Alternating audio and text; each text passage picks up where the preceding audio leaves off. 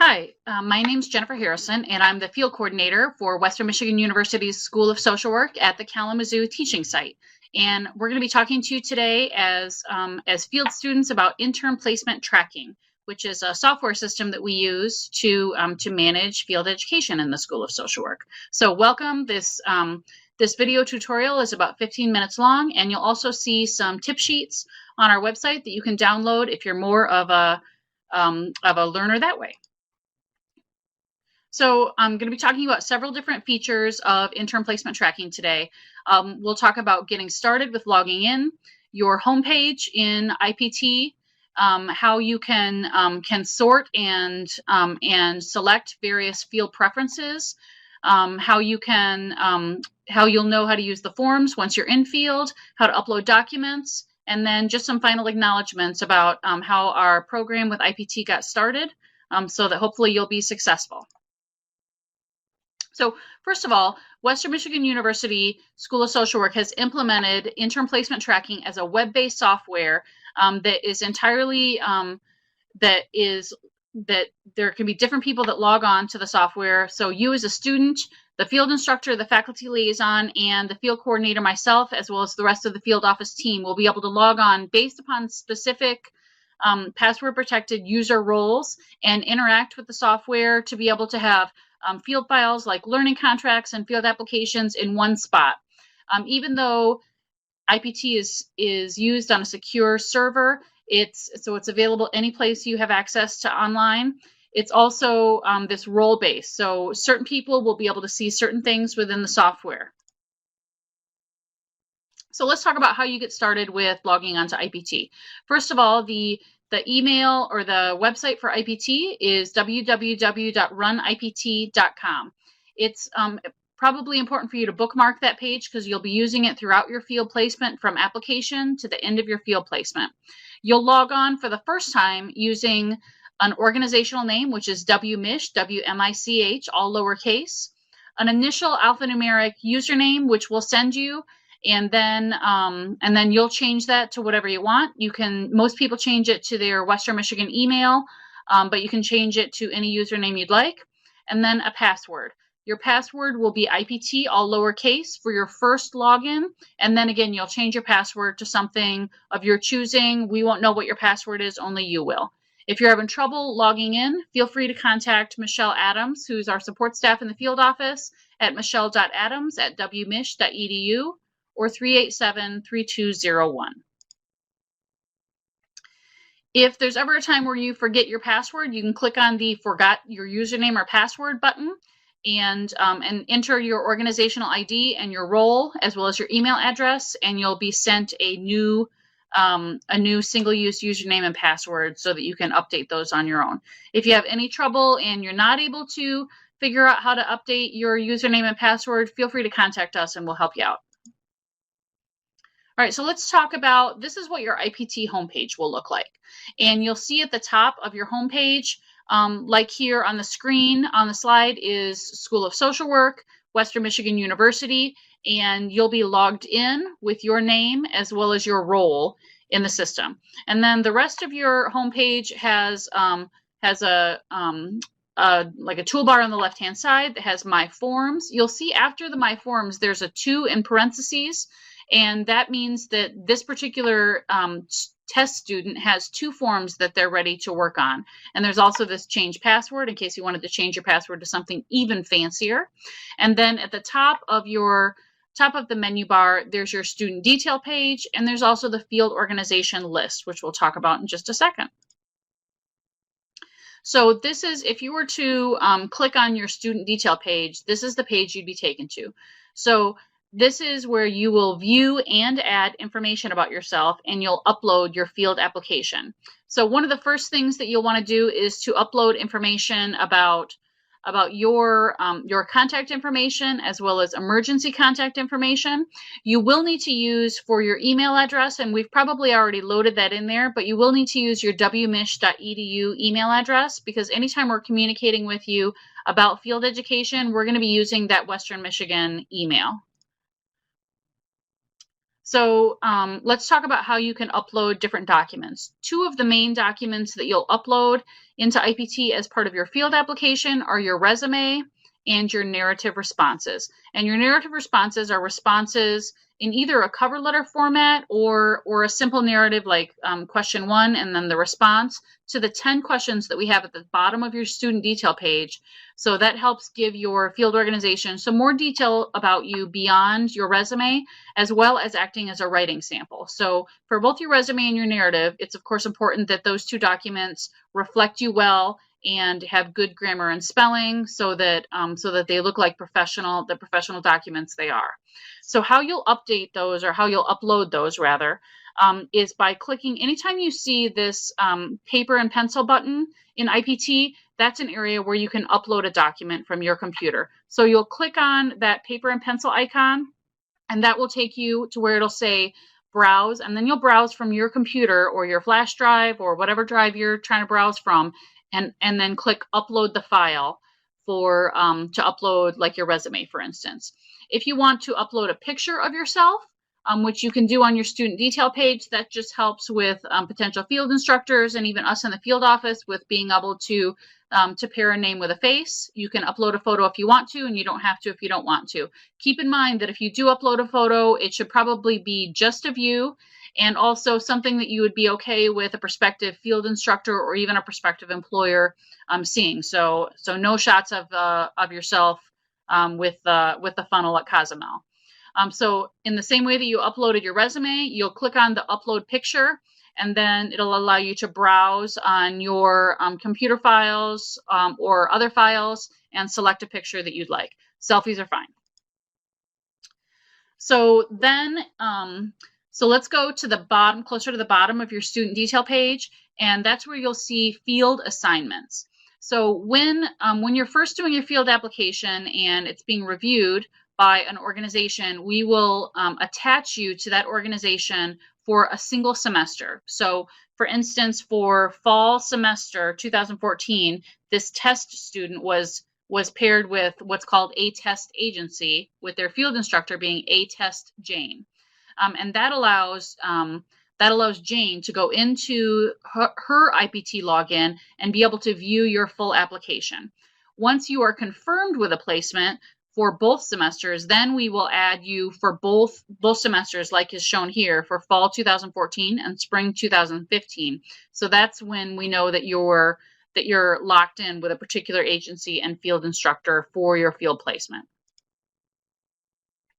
All right, so you have the option of selecting up to 3 preference organizations. So this is your, if I'm queen of the universe, this is where I would like my field placement to be. And in that field organization preferences, which is about kind of like 3/4 of the way down your student detail page, you can select those 3 agencies, which I'll show you how to do in just a minute, but you can also reorder their preference. So number 1 is your top preference, number 2 is your second preference, number 3 is your third preference. So let's say I wanted to move Ninth Circuit Court up to my number 1 preference in place of a test agency. Then I could just click the up button and then it would reverse those orders. If I wanted to delete Oakland House as my number 3 preference, then I would simply click delete, and then I would have Ninth Circuit as my first preference and a test agency as my second preference, and have room to add a third. So the field organization list. So previously we were on the student detail page. Now we're on the field organization list, which is the other tab at the top of your home screen.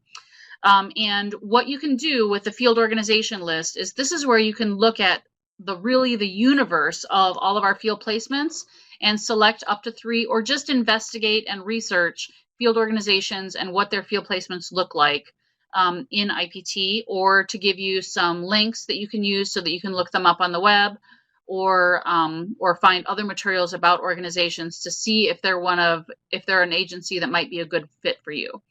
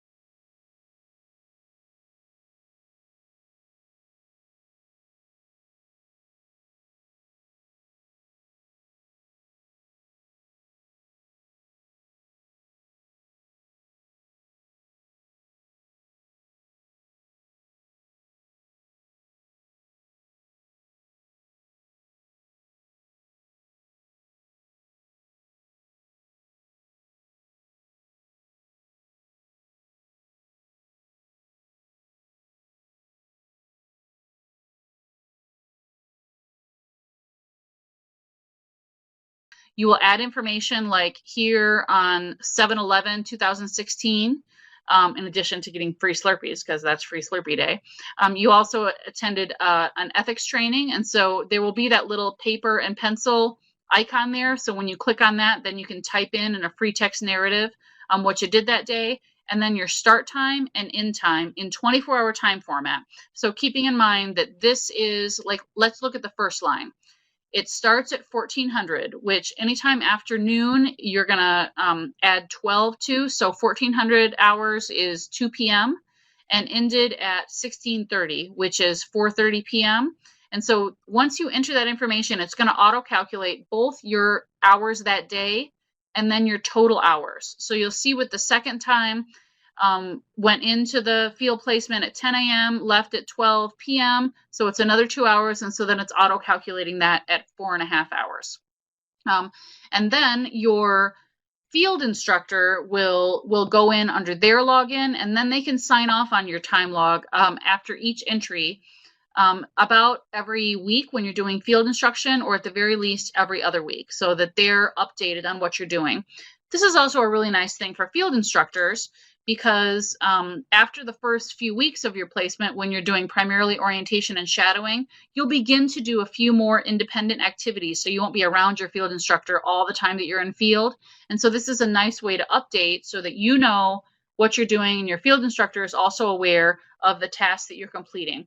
Keep in mind also, if you're referencing specific files or client names, please only use case numbers or initials. Don't write the client's whole name out because that would be a violation of HIPAA or FERPA laws. It's also a nice way to use the time log in terms of keeping track of which different practice behaviors or competencies you're spending the most time on. If you're going through at the end of fall semester and you find, you know what, I haven't done anything that's focused on social and economic justice, competency number 5, then that's an area to really focus on and make sure that you're going back to your learning contract and keeping track of your activities. All right, a second form that you'll use when you first start field is your orientation and safety checklist. This is typically done within the first 2 weeks of field. So you will go through each of these areas, like for instance in field supervision, and you will check on this drop-down box below here, and it'll say either reviewed, not reviewed, or not applicable. So on these, the student has already gone in and checked that they reviewed all of these items on the background check process. At the bottom of your orientation and safety checklist is your field placement schedule. So this, it doesn't matter to the School of Social Work when you are at field, but you do need to have a structured schedule. And keep in mind that for most field placements, you need to complete approximately 16 hours a week to be able to finish by the end of your second semester. In some cases, if you're doing a spring summer 1 placement, it's more like 22 hours a week that you need to complete to stay like ready to complete on time.